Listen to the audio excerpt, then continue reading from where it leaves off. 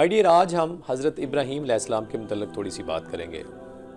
ابراہیم علیہ السلام ایک عظیم پیغمبر، رسول اور اللہ کے خاص نمائندے۔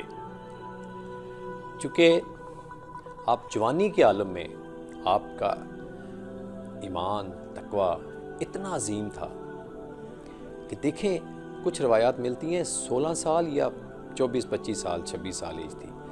یہ ینگ ایج ہے میرے ینگسٹرز، جیسے میرے آج کل ینگسٹرز ہیں۔ دیکھو نمرود نے کیوں آگ میں ڈالا، اس کی ایک پوری ہسٹری ہے کہ انہوں نے ان کے بتوں کو کیسے توڑا، اور جب سب لوگ شہر سے باہر گئے ہوئے تھے تو وہ جا کے بت خانے میں انہوں نے کلہاڑی لی، سب کے گردنیں کاٹی، ان کے بازو کاٹی، سارے ایک جو بڑا تھا ان کا بت، اس کے اوپر وہ کلہاڑی رکھ دی، اور ایسے مطلب وہ سارا۔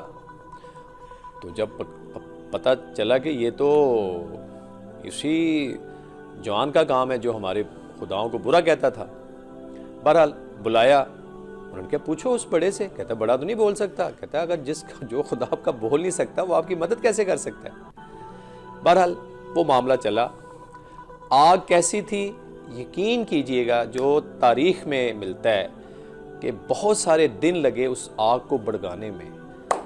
تو جب وہ ٹائم آیا تو خار منجنین ایک خاص ایک جنگوں میں جو استعمال ہوتی ہے وہ یوز ہوئی، اس کے ذریعے اس دوران حضرت جبرائیل علیہ السلام آئے اللہ کے حکم سے۔ انہوں نے کہا کہ یا اللہ باری تعالیٰ، آپ کا ایک خلیل اللہ، آپ کا ایک دوست آگ میں جل رہا ہے۔ اللہ نے کہا جاؤ، اگر مدد آپ سے ایکسیپٹ کرتا ہے تو دو۔